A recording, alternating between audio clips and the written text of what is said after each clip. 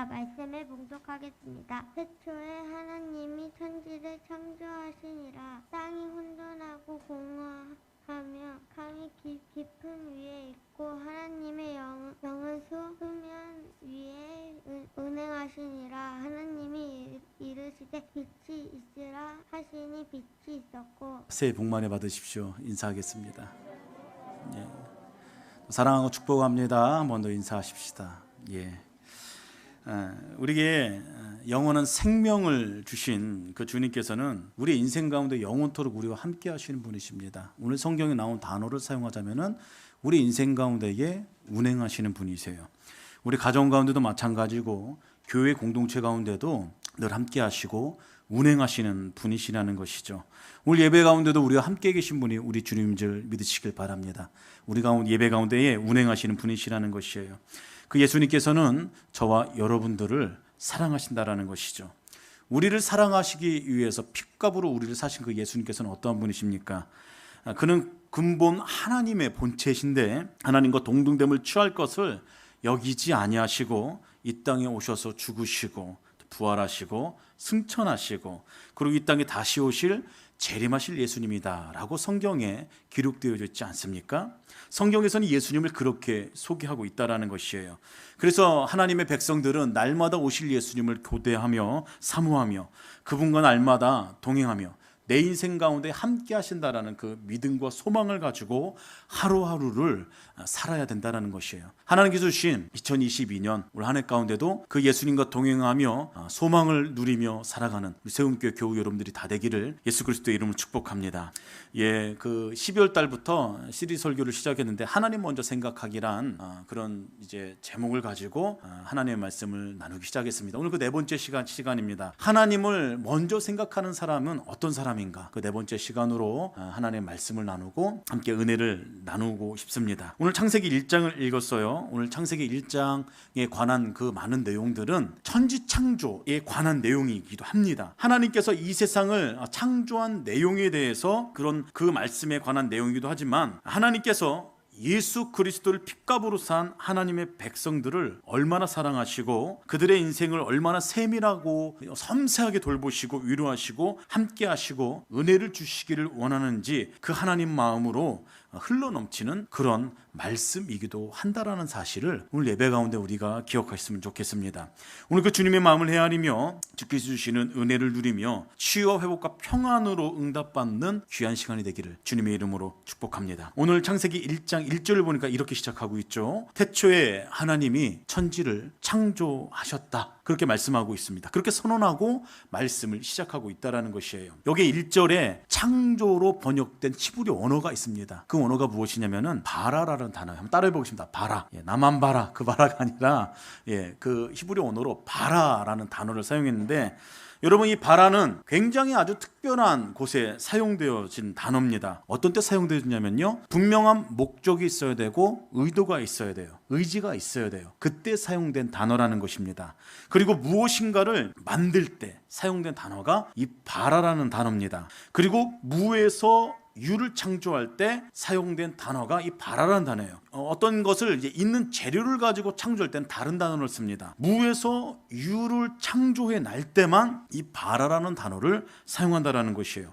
그리고 굉장히 독특하게 이 바라라는 단어는 성경에 오직 하나님에게만 붙어주는 단어라는 사실을 기억하셨으면 좋겠습니다. 여러분 아무런 목적과 의도도 없이 그냥 뭔가를 만들 때라는 쓰여진 단어가 있어요. 히브리어 단어가 그건 아사라는 단어를 히브리어로 사용합니다. 어떤 재료를 가지고 주어진 재료를 가지고 의도를 가지고 만들 때는 야찰이라는 단어를 사용해요. 히브리어가 좀 이렇게 굉장히 복잡합니다.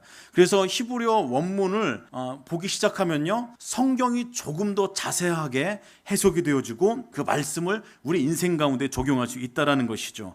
그래서 창세기 1장 1절에 이 바라라는 데는 굉장히 독특한 단어이고 관심을 우리가 가져야 될 단어라는 사실을 우리가 기억했으면 좋겠습니다. 다시 한번 정리해서 말하면은 이 단어는 성경에서는 오직 주어는 하나님에게만 붙여집니다. 그리고 아무것도 없는 재료가 없는 상태에서 무에서 유를 창조할 때 사용되어진 단어고 반드시 목적 있고 주어의 의지가 있어야지만 사용되는 단어가 바라라는 거예요. 바라. 그렇다면은 오늘 이게 창세기 1장 1절의 말씀은 하나님께서 아무런 목적 없이 어떤 그런 것 없이 취미 삼아 저와 여러분들이 이 세상을 만들었다라는 그런 말씀이 아닙니다. 분명한 의도가 있고 목적이 있고 어떤 의지가 있어서 갖고 하나님께서 세상을 창조하시고 저와 여러분들을 만드셨다라는 것이에요. 그 하나님의 의지가 성경에 또 기록되어져 있죠. 어디 기록되어져 있어요? 그 말씀이 2절에 기록되어져 있습니다. 제가 2절 말씀 읽어볼게요. 땅이 혼돈하고 공허하며 흑암이 깊음 위에 있고 하나님의 영은 수면 위에 운행하시니라 라고 그렇게 말씀하고 있지 않습니까? 여러분, 하나님께서 이 세상을 처음 창조하기 시작할 때에 이 세상의 상태를 세 가지로 성경은 기록하고 있습니다. 무엇입니까? 혼돈이고 공허고 흑암이라는 것이죠. 이 세 가지 단어로 처음 창조하기 전에 그 상태를 성경은 기록하고 있다는 것입니다. 그리고 그 다음에 하나님의 영은 수면 위에 운행하고 계셨다라고 성경은 기록하고 있다는 것이에요. 여러분, 땅이 혼돈하고 공허했다는 것은 무슨 말입니까? 황폐하고 생물이 살 수 없는 어떤 그런 조건이 전혀 갖춰지지 않는 무질서한 그 자체, 여러분 그것을 이야기한다는 것이에요. 흑암은 무엇입니까? 말 그대로 어둠입니다. 어둠이에요. 불안정한 상태, 고정되고 완벽한 형태의 물체라고는 볼 수 없는 마치 용해된 화산의 마그마처럼 불안정한 그런 상태, 그것을 이야기하고 있다는 것입니다. 그리고 하나님께서는 무질서하고 공허하고 어둠으로 가득한 그런 불완전한 상태 가운데 그 위에서 어떻게 하셨다고요? 운행하고 계셨다. 성경은 그렇게 말씀하고 있다는 것이에요. 여러분, 하나님께서 운행하고 계셨다라는 것, 이것은 무엇을 의미하고 있는 것입니까? 여기서 사용된 히브리어가 있습니다. 그건 라카프라는 단어입니다. 라하프, 그런 단어를 사용했어요. 이 단어도 몇 가지 경우에 사용되어집니다. 어떤 때 사용되지냐면은 독수리가 하늘 위에서 한 점을 중심으로 빙빙 돌 때 라합한다라는 그런 단어를 사용한다고 합니다. 헬리콥터가 밀림에서 한 점을 중심으로 빙빙 돌 때 사용되는 단어가 이 단어를 사용한다고 그래요. 어미닭이 자기가 낳은 알을 가슴에 품고 빙글빙글 돌릴 때 이 단어를 사용한다고 그럽니다. 여러분, 이유가 있어요. 독수리가 왜 하늘을 날지 않고 한 점을 중심으로 빙빙 가요? 이유가 있다라는 것입니다. 이유는 단 한 가지입니다. 사냥 때문에 그렇습니다. 사냥을 하기 위해서, 먹잇감을 낚아채기 위해서 독수리가 그렇게 빙빙 돈다라는 것입니다. 여러분, 독수리는 먹이를 봐도 단번에 내려가지 않습니다. 먹이 위를 빙빙 돈다라는 것이에요. 배고픈 독수리가 먹이를 봤어요. 그런데도 바로 내려가지 않습니다. 이유가 무엇입니까? 굉장히 배고플 텐데요. 당장이라고 내려가 사냥에서 줄임배를 채우고 싶은데 내려가지 않는다라는 것이에요. 이유가 무엇입니까? 때를 기다리는 겁니다. 하늘을 위해서 독수리는 수많은 생각을 하는 것입니다. 왜요? 단 한 번에 먹이를 잡아야 되기 때문이죠. 정확한 때를 노리며 완벽한 사냥을 하기 위해서 독수리는 그렇게 한다는 것입니다. 자신이 목표한 것을 절대로 놓치기 쉽지 않기 때문에 독수리는 그렇게 한다는 것이에요. 헬리콥터의 경우도 마찬가지죠. 전쟁 중에 적군으로 가득 찬 밀림의 상공에서 한 곳을 중심으로 선회하는 경우가 있어요. 언제입니까? 수색을 하거나 착륙을 하기 위해서 그렇게 한다는 것이에요. 다시 말해서 라하프했다라는 이 단어는 주어의 의지와 목적과 의지가 있어야 사용되어지는 단어라는 것입니다. 이 의미를 기억하면 제가 2절 말씀 제가 다시 한번 읽어드리도록 할게요. 땅이 혼돈하고 공허하며 흑암이 깊음 위에 있고 하나님의 영은 수면 위에 운행하시니라. 하나님께서는 아직 혼돈과 공허와 흑암으로 가득한 이 세상을 운행하시며 지금 무엇을 하신 겁니까? 하나님은 수면 위를 라프하셨다라고 그렇게 말씀하고 있다는 것이에요. 여러분, 이것이 무슨 의미예요? 하나님께서 세상을 창조하시다가 여러분 잠깐 멈추신 겁니다. 그리고 생각하시는 것이에요. 그리고 고민하시는 것입니다. 또 고민하시는 것이에요. 어떻게 창조할까? 내가 어떻게 창조할까? 내가 어떻게 만들까? 그렇게 고민하시고 또 고민하셨다라는 말씀이 오늘 이 말씀이라는 것입니다. 하나님께서는 전능하신 분이십니다. 여러분 믿으십니까? 하나님 전능하신 분이세요. 그래서 어떤 일을 행하실 때 즉흥적으로 결정하시거나 어떤 일을 한 달이나 두 달이나 좀 더 길게 잡을까요? 1년 동안 심사숙고하시고 하는 일이나 상관이 없다라는 것이에요. 그 결과는 동일합니다. 왜요? 하나님은 전능하신 분이시기 때문입니다. 하나님은 시간과 공간을 초월해 존재하시는 분이시고 모든 것이 가능하신 분이세요. 그 어떤 것도 실수가 없으신 분이 우리가 오늘 예배 가운데 예배하고 있는 그 하나님이시고 그 하나님은 엘샤다이, 전능하신 하나님이시라는 겁니다. 근데 그 하나님께서 이 세상을 창조하실 때 생각하셨다는 거예요. 고민하셨다는 겁니다. 실수가 전혀 없으신 그 전능하신 하나님께서 심사숙고하셨다는 겁니다. 여러분, 오늘 이 창세기 말씀을 통해 하나님께서 우리에게 그렇게 말씀하고 계신 것이에요. 내가 너희를 창조했는데 그냥 만든 것이 아니다. 내가 이 세상을 창조했는데 그냥 만든 것이 아니다. 내가 고민했다. 내가 수없이 많은 고민을 했다. 내가 심사숙고해서 만든 것이 너희고 이 세상이다. 내가 그렇게 해서 이 천지를 만들었고 세상을 창조했고 너희들을 만들었다. 하나님께서 그렇게 이 말씀을 통해서 우리에게 계시해주고 있는 것입니다. 어떻게 창조할까? 어떤 모양으로 만들까? 언제 만들까? 언제 보낼까? 어떻게 태어나게 할까? 어디서 태어나게 할까? 어떤 가정으로 보낼까? 남자로 보낼까? 여자로 보낼까? 우리 하나님께서 그것을 고민하시고 저와 여러분들을 창조하셨다는 것입니다. 하나님께서 고민하셨어요. 생각하셨어요. 그리고 그렇게 심사숙고하셔서 만든 작품이 저와 여러분이라는 사실을 기억하십시오. 하나님의 심요막측한 생각이 담긴 놀라운 작품이 저와 여러분 한 사람 한 사람 그리고 이 세상이라는 것이에요. 하나님께서는 성별, 태어날 시간과 장소, 가정 그 모든 것 하나, 그 어느 것 하나 실수 없으시 완벽하게 의도하시고 계획하셔서 만드셨다라는 것이에요. 하나님께서는 우리의 성별을 결정하셨습니다. 태어날 때를 결정하셨고 우리의 가정을 결정하셨고 내 국적을 결정하셨고 우리의 삶에 일어난 더 나아가서 우리의 삶에 일어난 모든 일들은 단 한마디로 이렇게 정의할 수가 있어요. 하나님의 섭리 가운데 있는 것이다. 그렇기 때문에 우리는 하나님을 신뢰할 수 있는 것입니다. 하나님을 의뢰할 수 있는 것입니다. 그 어떤 누구도 우리 인생 가운데 벌어지는 일은 우연이 없다라는 것이에요. 단 한 사람도 그런 사람 없습니다. 삶 가운데 공고한 일이 일어납니다. 말로 할 수 없는 역경이 경험되어져요. 그때 그렇게 이야기할 수 있겠죠. 아, 재수없었어 이런 거야. 이거 우연이야. 아니요. 모든 일은 하나님의 섭리 가운데 있다는 사실을 기억하시길 바랍니다. 여러분, 혹시 여러분의 인생이 오늘 성경에 기록된 말씀처럼 공허하십니까? 혼란스러우십니까? 어둠에 갇혀 있다라고 여러분 그렇게 혹시 묵상하시고 그래서 계속 생각하시는 분 계십니까? 여러분, 하나님께서는 여러분들의 인생 가운데에 여러분들에 대한 목적이 있고 놀라운 계획이 있으심을 믿으시길 바랍니다.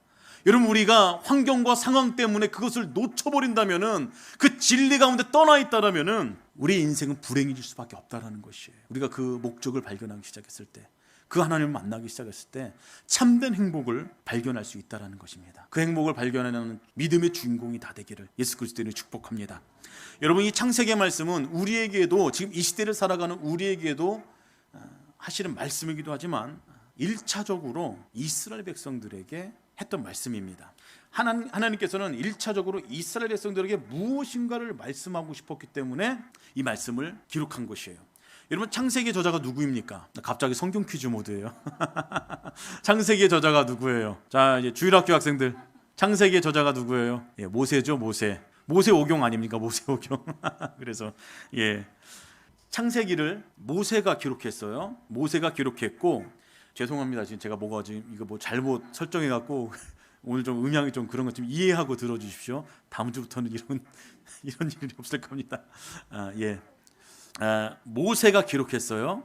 모세가 기록했고, 모세가 기록했다라면은 이 기록한 말씀을 읽을 원독자들이 있다라는 것입니다. 그렇지 않습니까? 이스라엘 백성들에게 이 모세를 통해서 하나님께서 전하고 싶은 그 하나님의 마음이 있기 때문에 하나님께서 모세를 통해서 말씀을 기록하겠다라는 것이에요. 여러분, 이스라엘 백성들은 430년 동안 어떻게 살았습니까? 노예로 살았어요. 이 노예 생활이 그냥 뭐 1년, 2년, 10년, 20년이 아닙니다. 무려 430년입니다. 몇 세대가 태어나면은 그냥 내 자손들은 그냥 계속 노예인 거예요, 노예. 이런 상황에서 이스라엘 백성들이 기도 안 했습니까? 여러분, 이스라엘 백성들이 여러분들의 상황이라면은 어떤 것을 기도했겠습니까? 하나님 좀 제발 좀 해방시켜 주십시오. 이 노역이 너무 힘듭니다. 노예 생활이 너무 힘들어요. 여러분, 그렇게 기도 안 하셨겠어요? 그야말로 이스라엘 백성들은 삶 자체가 오늘 성경에 기록된 대로 혼돈이었고 공허였고 흑암으로 가득한 인생이었다라는 것이에요. 그런데 430년 동안 하나님께서는 어디 계셨나? 창세기를 봐도 그렇고 출애굽기를 봐도 그렇고 하나님께서 그들에게 짠 하고 나타나셨다. 출애굽하기 이전에 430년 동안 하나님께서 그들에게 나타나셨다라는 기록이 있습니까? 없습니까? 없다라는 것이에요. 그렇다면 430년 동안 고통당하는 이스라엘 백성들은 누구를 원망했겠습니까? 제가 성경을 보니까 이스라엘 백성들을 한 사람을 원망했을 것 같아요. 누구 때문에 이스라엘 백성들이 지금 애굽에 있는 것입니까? 성경을 보면 가나안 땅에 있다가 기근 때문에 야곱이 가족들과 함께 애굽으로 내려갔다라고 그렇게 기록되어져 있어요. 그렇다면 이스라엘 백성이라면은 아마 야곱을 원망했을 것 같아요. 우리의 조상이 그때 선택을 그렇게 하지 않았어도 우리가 이렇게 힘든 노역을 하지 않을 텐데, 노예로서의 어떤 그런 이제 인생을 살고 있지 않았을 텐데, 그때 기근이 그게 조금 어렵다고 어떻게 그걸 다 포기하고 삶의 터전을 다 포기하고 어떻게 애굽으로 갈 수가 있나? 야곱 잘못 선택한 거야. 그렇게 하고 원망했겠어요. 그렇지 않았을까요? 그때 우리 종 야곱이 판단을 좀 잘만 해서 내려가지만 않았더라면 우리가 이 생고생을 하지 않았을 텐데, 죄송합니다 이런 표현 써서, 재수없어서 이렇게 된 거다. 그렇게 이스라엘 백성들이 생각했다라는 것이에요. 그때 그렇게 하지만 않았어도 이게 이스라엘 백성들이 갖고 있었던 지배적인 사고였습니다. 근데 여러분 성경을 찬찬히 자세히 보면 그렇지 않다라는 것이에요. 창세기 46장을 보면 야곱이 가족을 데리고 애굽으로 간 그 일이 결코 우연이 아니라는 것을 알 수가 있습니다. 창세기 46장을 보면 야곱이 가족을 데리고 애굽으로 내려가는 그 장면이 기록되어져 있습니다. 그 장면 가운데에 야곱이 가족들과 함께 브엘세바에서 멈춥니다. 브엘세바에서 멈춰서 더 이상 내려가지 않는다라는 것이에요. 이유가 있습니다. 브엘세바는 이스라엘의 남쪽 맨 끝에 있는 곳이에요. 이 땅을 떠나면은요 이스라엘을 떠난다는 의미를 가지고 있어요. 그리고 이곳을 떠나면은 바로 광야입니다. 그곳에는 사람이 살지 않는 곳이에요.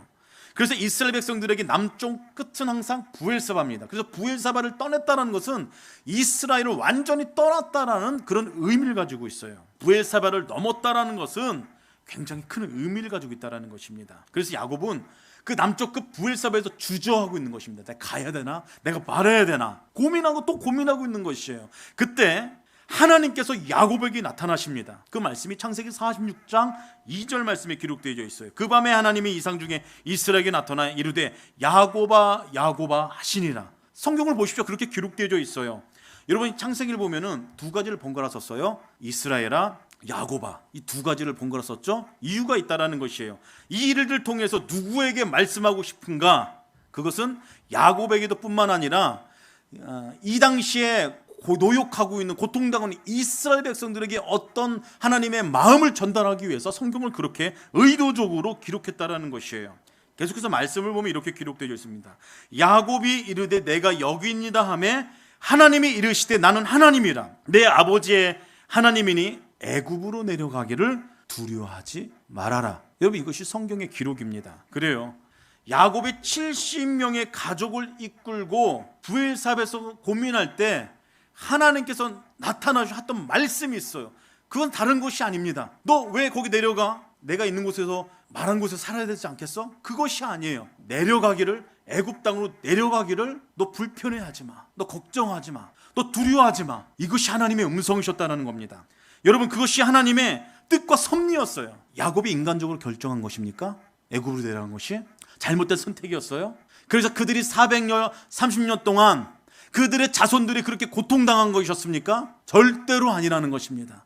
야곱이 애굽으로 내려간 것은 하나님의 섭리였어요. 하나님의 뜻이었습니다. 3절 이후에 이런 말씀이 기록되어져 있어요. 굉장히 놀라운 말씀입니다. 내가 거기서 너로 큰 민족을 이루게 하겠다. 하나님께서 그렇게 말씀하셨다는 것이에요. 여러분 이 말씀이 실제적으로 이루어졌습니까? 성취됐습니까? 성취되지 않았어요. 70명이 내려가서 장정만 60만 명이 되지 않았습니까? 하나님께서 그렇게 약속을 성취하셨다는 것이에요. 어마어마한 민족이 됐다는 것입니다. 어디서요? 애굽 땅에서 말이죠. 그리고 그 다음 구절에 더 귀하고 놀라운 말씀이 기록되어져 있어요. 4절 말씀에 기록되어져 있습니다. 제가 그 말씀을 읽어드릴게요. 내가 너와 함께 애굽에 내려가겠고, 내가 너와 함께 애굽에 내려가겠고. 이런 무슨 말씀이에요? 여러분 제 말이 아닙니다.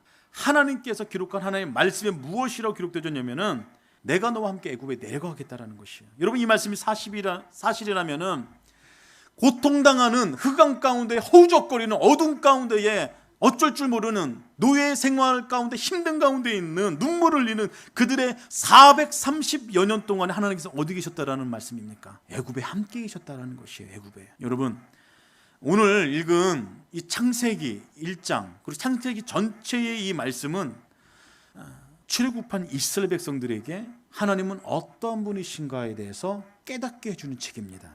그래서 하나님의 관점으로 이스라엘 백성들의 그 과거를 해석하는 것을 도와주는 책이 여러분 창세기라는 것이에요.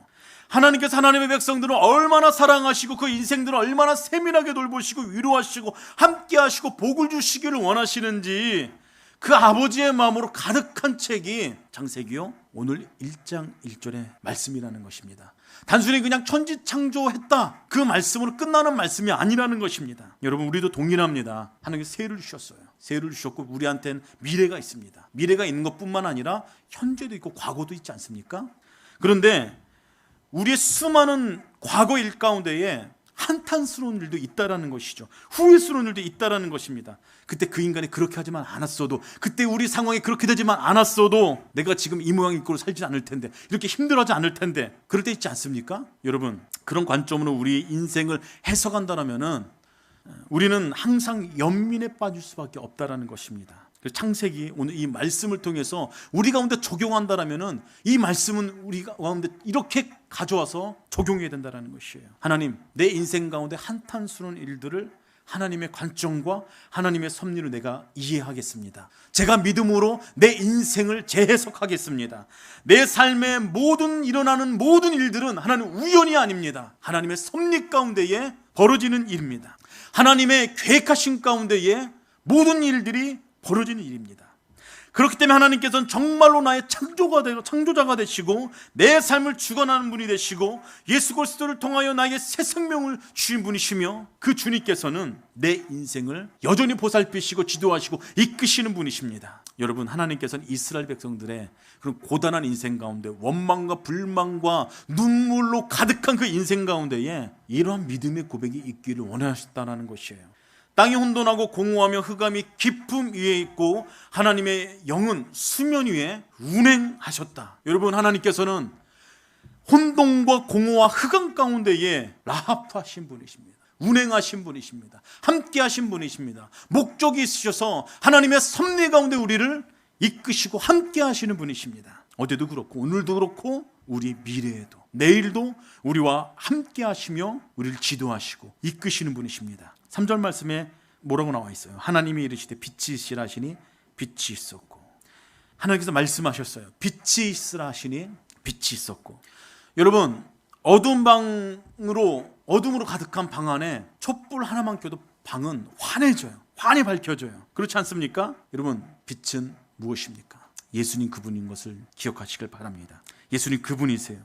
빛 대신 예수 그리스도께서 우리 인생 가운데 함께 한다면 여러분, 어둠은 빛으로 바뀌게 된다는 것을 믿으시길 바랍니다. 질서가 없는 곳에 질서가 생겨요. 그 주님께서는 우리 인생 가운데에, 우리 인생 한가운데에 우리를 눈동자처럼 지켜보시고 이끄시는 분이십니다. 보호하시고 인도하시는 분이세요.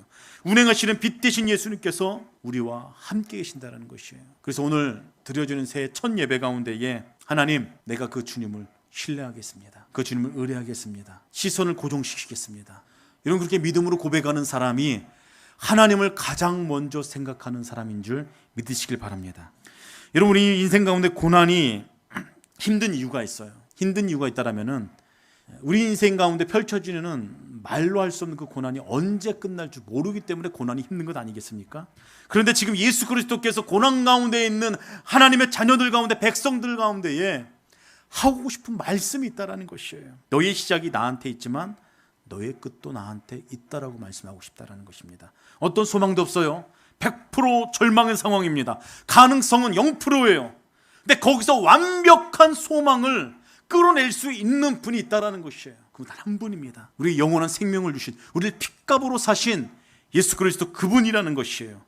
여러분, 그분은 하나님이십니다. 그분은 전능하신 분이세요. 놀라운 능력으로 과거에도 그렇지만 현재도 앞으로도 우리의 삶을 지도하시고 이끄시는 분이십니다.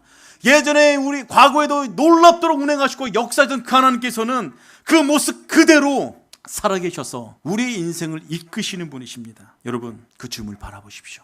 아멘으로 주님 앞에 나가십시오.